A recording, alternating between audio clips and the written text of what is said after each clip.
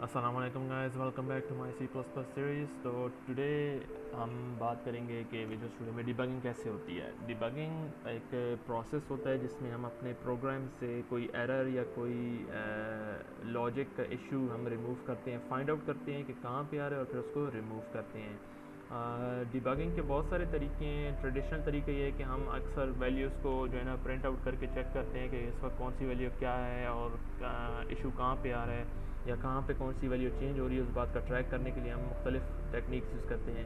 लेकिन visual studio के अंदर जो विजुअल स्टूडियो का डिबगर है वो एक बहुत ज़बरदस्त यूटिलिटी है जिसको हम यूज़ करके अपनी डिबगिंग प्रोसेस को बहुत इजी बना सकते हैं, बहुत कंफर्टेबल बना सकते हैं। कैसे बना सकते हैं चेक करते हैं इस टॉपिक के अंदर। ओके, हम किसी लाइन पे ब्रेक पॉइंट सेट कर सकते हैं जिसके साथ क्या होगा कि जैसे ही वो लाइन विजुअल स्टूडियो का कंपाइलर एग्जीक्यूट करने के लिए आएगा तो वो वहाँ पे स्टॉप हो जाएगा और वो फिर हमारा इंतज़ार करेगा कि हम उसको कमांड दें कि अब इस वक्त इस लाइन के साथ इसको किस तरह एग्जीक्यूट करना है। इस तरह हमें फुल कंट्रोल मिल जाता है अपने प्रोग्राम के ऊपर कि कौन सी लाइन किस तरह एग्जीक्यूट होगी और उसके बाद क्या होगा। तो ब्रेक पॉइंट्स हम कैसे सेट कर सकते हैं? ब्रेक पॉइंट्स हम या तो F9 दबा सकते हैं, उससे सेट कर सकते हैं, या फिर हम जिस लाइन के ऊपर ब्रेक पॉइंट सेट करना चाहते हैं उसके लेफ़्ट पे जो ये ग्रे सा एरिया है उस पर अगर हम क्लिक करें सिंगल तो वहाँ पे ये रेड सा सिंबल आ जाएगा। इस सिंबल का मतलब है कि यहाँ पे ब्रेक पॉइंट सेट हुआ है। हम मल्टीपल ब्रेक पॉइंट्स भी सेट कर सकते हैं। इसकी वजह ये है कि कभी कभार हो सकता है कि किसी कंडीशन की वजह से कोई एक फंक्शन कॉल होगा और दूसरा ना हो, और हो सकता है कि उस फंक्शन में ब्रेक पॉइंट हो और फिर अगर वो किसी वजह से कॉल ना हो कंडीशन फॉल्स होने की वजह से, तो ब्रेक पॉइंट्स कहीं और मौजूद हों जिसकी वजह से फिर डिबगर इनेबल हो जाए। एनीवे, इस तरह हम ब्रेक पॉइंट सेट करते हैं। दूसरी बात, ब्रेक पॉइंट ऐसी लाइन पे सेट होना चाहिए जो कि एक्चुअली एग्जीक्यूट होगी, जो कि एक्चुअली कॉल होगी। अगर मैं लाइन नंबर 2 पे ब्रेक पॉइंट सेट करता हूँ तो ये ब्रेक पॉइंट कभी भी हिट नहीं होगा क्योंकि इस लाइन को कंपाइलर ने कभी एग्जीक्यूट करना ही नहीं है। लाइन नंबर 5 इसलिए एग्जीक्यूट होगी क्योंकि ये मेन फंक्शन की फ़र्स्ट लाइन है। मेन फंक्शन तो कॉल वैसे भी होगा फर्स्ट, क्योंकि ये हमारा मेन एंट्री पॉइंट है, ये तो कॉल होगा। तो इस बात का ख्याल रखते हैं कि ब्रेक पॉइंट ऐसी जगह पे हो जो कि एक्चुअली हिट होगी, जो लाइन एक्चुअली एग्जीक्यूट होगी। ओके, ब्रेक पॉइंट्स सेट कर लिए हमने। अब बात आती है कि एक्चुअल डिबगिंग कैसे होगी। अब मैं यहाँ पे थोड़ा सा कुछ कोड लिखता हूँ। फॉर एग्जांपल मैं कहता हूँ int a और मैं कहता हूँ कि a इज़ इक्वल टू 5 और फिर मैं कहता हूँ a प्लस प्लस, मैं कहता हूँ cd cout a। ठीक है, अच्छा सिंपल सा कोड है। एक वेरिएबल क्रिएट कर रहे हैं a, फिर उसको वैल्यू असाइन कर रहे हैं 5 और फिर उसकी वैल्यू को एक इंक्रीज़ कर रहे हैं। बाय द वे ये प्लस प्लस और ये जो ऑपरेटर्स हैं इनकी बात जल्द करेंगे एक अगली वीडियो में, तो फ़िलहाल आप इस पर कंफ्यूज ना हो। ये बेसिकली एक ही करंट वैल्यू में एक ऐड कर देगा। तो अब इस प्रोग्राम को डिबग करते हैं। डिबग कैसे करेंगे कि हम यहाँ पे जो हमारा स्टार्ट लोकल विंडोज़ डिबगर है उसको प्रेस करें या फिर सिंपली हमारी जो नॉर्मल रूटीन होती है F5 प्रेस करके जो है ना प्रोग्राम को रन करें। एक बात का ख्याल जो रखना होगा कि हमें मेक श्योर करना है कि हम डीबग मोड में हों, रिलीज़ मोड में ना हो। उसकी वजह ये है कि जो रिलीज़ मोड है उसमें कंपाइलर एक्चुअली इस कोड को ऑप्टिमाइज़ करता है, बेहतर बनाता है, और हो सकता है कि उसकी वजह से हमारी ये लाइन कभी एग्जीक्यूट ना हो, क्योंकि रिलीज़ मोड में ऑप्टिमाइजेशन ऑन होती है और वह कोड को जब फास्ट करता है, बेहतर बनाता है, तो कभी कभार ये लाइनें वगैरह चेंज हो जाती हैं कि कौन सी लाइन किधर है। ओके, अब अगर मैं इसको डिबग मोड में रन करूं, देखते हैं क्या होता है। ओके, जैसे ही प्रोग्राम रन हुआ,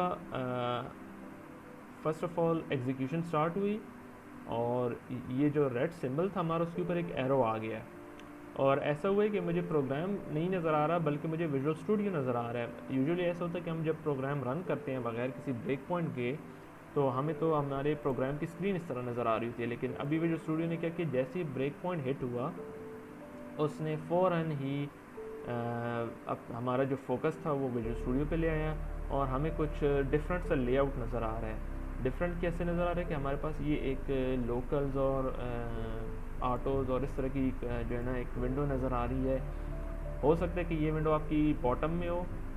इसको मैंने ड्रैग करके ऊपर लाया ताकि नज़र आसानी से आए, लेकिन कंफ्यूज नहीं होना इन केस आपको यहाँ पे नज़र आ रही हो। ओके, तो अब हम चेक करते हैं कि इसके अंदर हमारे पास जो वेरिएबल्स हैं हमारे वो शो हो रहे हैं ए, और ए की वैल्यू कहाँ क्या शो हो रही है, -85 समथिंग, कोई बड़ी सी वैल्यू है, कोई गार्बेज सी वैल्यू है।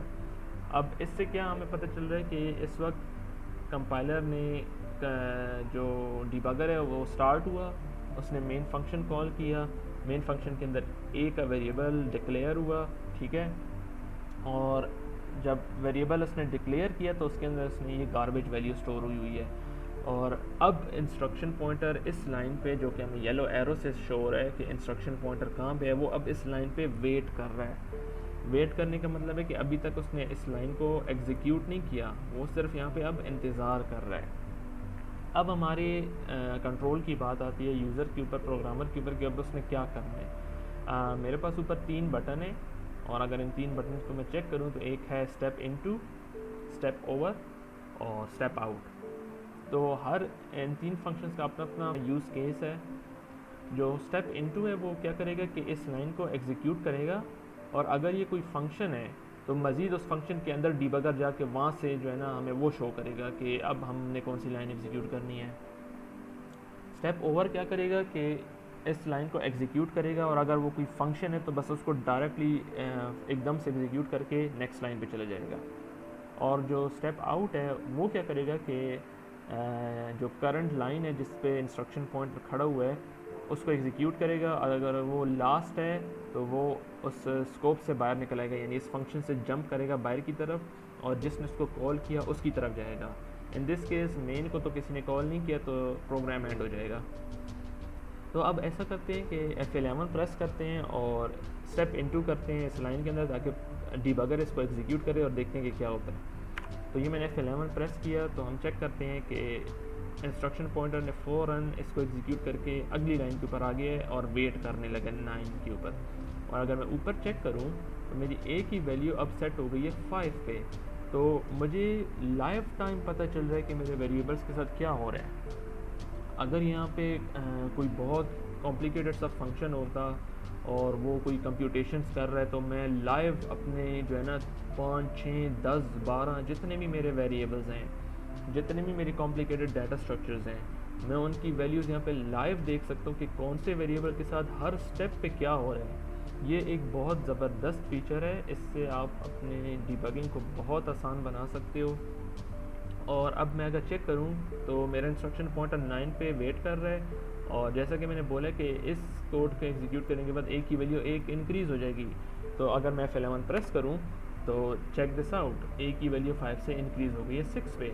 तो मुझे बिल्कुल साथ ही साथ पता चलता जा रहा है कि अगली लाइन कौन सी एग्जीक्यूट होगी और उसके एग्जीक्यूशन होने के बाद क्या होना चाहिए। अगर वो हो रहा है तो ठीक है, अगर वो नहीं हो रहा तो मुझे अपनी प्रॉब्लम मिल जाएगी कि ठीक है, इस लाइन के एग्जीक्यूट होने के बाद ए को 1 इंक्रीज़ होना चाहिए था, क्या वो हो गया है? हाँ, वो हो गया है, इसका मतलब यहाँ पे मेरा प्रोग्राम ठीक है। और अब मेरा इंस्ट्रक्शन पॉइंटर लाइन नंबर 11 पे होल्ड कर रहा है, और अगर मैं अभी तक अपने प्रोग्राम को चेक करूँ तो स्क्रीन पे कुछ भी नहीं शो हो रहा, अभी तक ए प्रिंट नहीं हुआ, क्योंकि इंस्ट्रक्शन पॉइंटर यहाँ पे इंतज़ार कर रहा है, अभी तक उसने इसको एग्जीक्यूट नहीं किया। तो जैसे ही मैं F11 यहाँ पे प्रेस करता हूँ तो मैं कंसोल पे चेक करता हूँ कि मेरा जो ए की जो वैल्यू है वो प्रिंट हो गई है, क्योंकि अब डिबगर ने इसको एग्जीक्यूट करके नेक्स्ट लाइन पे वेट कर रहा है। सिमिलरली मैं जो है ना मुख्तलिफ़ चीज़ें करके और फाइनली अपने प्रोग्राम को एंड कर सकता हूँ। तो ये था एक किस्म का एक्चुअली बेसिक तो नहीं कहूँगा, बल्कि यही है विजुअल स्टूडियो की डिबगिंग में सारा यही ही है।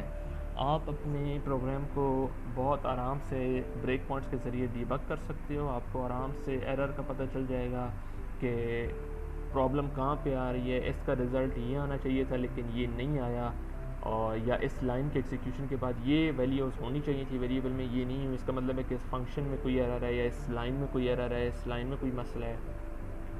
तो बहुत ज़्यादा सिंप्लीफाई हो जाता है हमारा डिबगिंग का प्रोसेस, और एरर फाइंड करने का जो हमारे जो टाइम लगता है वो बहुत कम हो जाता है।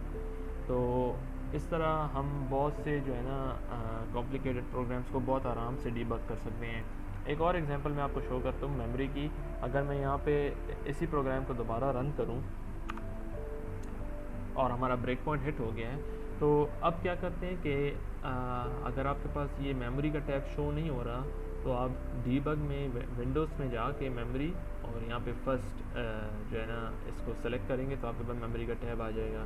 अगर इस मेमोरी के टैब में मैं चेक करूँ तो मेरे पास ये सारी जो है ना मेमोरी शो हो रही है, जो कि काफ़ी बड़ी है हमारे प्रोग्राम की मेमोरी जो इस वक्त यूज़ हो रही है। तो अब मैं क्या कर सकता हूँ कि इधर एड्रेस में अगर मैं एंड ए लिखूँ, एंड क्या करेगा कि ए वेरिएबल का एड्रेस लेके यहाँ पे जो है ना पेस्ट कर देगा, और मैं इंटर करूँ तो मुझे जो ये टैब है फ़ौरन ए के जो है ना एड्रेस पे ले जाएगा। और अगर मैं यहाँ पे चेक करूँ तो यहाँ पे कुछ भी नहीं है, यहाँ पे ये जो सी लिखा हुआ है, मल्टीपल सीज़ हैं, ये बेसिकली एम्प्टी मेमोरी को शो कर रही हैं। और जैसे ही मैं F11 प्रेस करता हूँ तो देखते हैं क्या होता है। ये चेक करें, जैसे ही मैंने F11 प्रेस किया तो जो ए का एड्रेस था वो चेंज हो गया है यहाँ पे 5 के साथ। वेरिएबल्स की वीडियो में जो मैंने बात की थी कि इंटीजर 4 बाइट्स एलोकेट करते हैं, और हमें यहाँ पे वो विजुअली नज़र आ रहा है कि हर यहाँ पे जो ये 2 डिजिट्स हैं ये एक बाइट को रिप्रेजेंट कर रहे हैं, और इंटीजर ने टोटल 4 बाइट्स एलोकेट किए हुए हैं, जिसमें से उसने जो वैल्यूज़ की टोटल एवेल्यूएट हो रही है वो 5 है। तो इसको हम मज़ीद चेक कर सकते हैं F11 प्रेस करके कि अब इसको मज़ीद चेंज किया गया है, क्योंकि हमने ए को मज़ीद इंक्रीज़ किया तो यहाँ पे अब वो 5 6 में चेंज हो गया है, और मेमोरी अभी भी 4 बाइट्स की एलोकेट हुई है, और बाकी उसके आगे फिर रैंडम मेमोरी है जो भी मुख्तलिफ़ चीज़ें एलोकेट हुई हैं। तो इस तरह हम विजुअली भी चेक कर सकते हैं कि किस तरह मेमोरी में चेंजेस हो रही हैं, और कौन सा वेरिएबल कितना डाटा एलोकेट कर रहा है, कितने बाइट्स एलोकेट कर रहा है मेमोरी के अंदर, और वो किस तरह डाटा को स्टोर कर रहा है। और एक ये है कि ये मेमोरी हेक्साडेसिमल में है। तो फॉर एग्जांपल अगर यहाँ पे मैं कोई ए को 13 वैल्यू दूंगा तो वो यहाँ पे डी की शक्ल में आएगी, क्योंकि हेक्साडेसिमल में डी का मतलब है 13। तो एनी हाउ इस तरह हमारे पास बहुत सी और फीचर्स हैं जो डिबगर हमें प्रोवाइड करते हैं। फॉर एग्जांपल थ्रेड्स की मैनेजमेंट है, हम मुख्तलिफ थ्रेड्स को देख सकते हैं। थ्रेड्स क्या होते हैं उस पर भी बात करेंगे कि हम थ्रेड्स को किस तरह यूज़ कर सकते हैं। थ्रेड्स बेसिकली मल्टीटास्किंग के लिए यूज़ होते हैं कि एक थ्रेड एक चीज़ एग्जीक्यूट कर रहा है तो उसी के दौरान मैं दूसरी चीज़ दूसरे थ्रेड पर एग्जीक्यूट कर रहा हूँ, और फिर उन थ्रेड्स को हम यहाँ पे विजुअलाइज़ कर सकते हैं। इनफैक्ट हम थ्रेड डायग्राम बना सकते हैं पूरी, जो कि हमें शो करता है कि कौन सा थ्रेड इस वक्त क्या कर रहा है। तो काफ़ी यूज़फुल सी टेक्निक्स हैं, काफ़ी यूज़फुल फीचर्स हैं डिबगर में विजुअल स्टूडियो के, और इन चीज़ों से हमें जो है ना काफ़ी हेल्प मिलती है अपने प्रोग्राम को डिबग करने में, अपने प्रोग्राम के इश्यूज़ निकालने में। तो इनको अगर आप अंडरस्टैंड कर लें अच्छी तरीके से तो आपको काफ़ी हेल्प मिलेगी।